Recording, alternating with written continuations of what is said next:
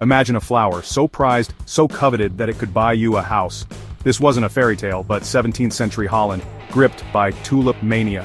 People mortgaged their homes, poured life savings, all for a bulb that promised unimaginable riches. At the peak, a single tulip bulb could fetch the price of a grand Amsterdam canal house. Then the bubble burst. Fortunes vanished overnight, leaving behind financial ruin and a sea of worthless tulips. This, my friends, is the stark reality of a financial bubble. The story of tulip mania serves as a cautionary tale, a stark reminder of the irrationality that can grip even the most rational minds when the siren song of easy money rings out. It exemplifies how collective behavior, driven by fear and greed, can warp our perception of value, leading us down a path of self-destruction.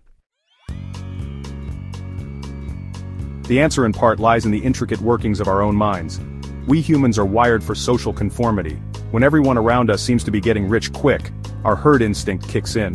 We fear missing out, of being left behind while others reap the rewards. This fear, coupled with the allure of quick riches, overrides our rational judgment, pushing us headfirst into the rising tide. Furthermore, our brains are notoriously bad at assessing probabilities, especially when it comes to events with low frequency but high impact, like financial crashes. We tend to overweight recent events and underestimate the possibility of rare events, leading to a false sense of security. This "it can't happen to me" bias blinds us to the warning signs, making us believe we're smarter than the average investor. Here's the rub: intelligence offers no immunity against these psychological pitfalls. In fact, sometimes it can even exacerbate them.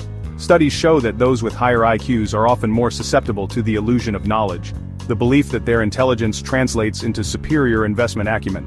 This overconfidence can lead to excessive risk-taking and a failure to diversify, ultimately amplifying potential losses when the bubble inevitably bursts.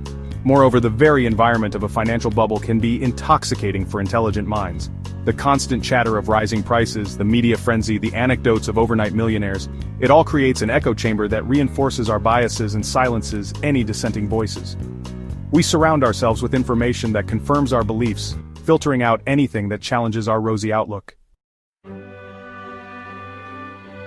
History is littered with examples of financial bubbles, each with its unique characteristics, yet all sharing a common thread: the triumph of emotion over reason. The South Sea bubble, the dot-com bubble, the 2008 housing crisis, each serves as a stark reminder of the devastating consequences of our collective irrationality. The dot-com bubble, for instance, saw investors pouring money into internet startups, many with no viable business models, driven solely by the hype surrounding the burgeoning internet. Similarly, the 2008 housing crisis was fueled by the belief that housing prices would continue to rise indefinitely, leading to reckless lending practices and a culture of speculation.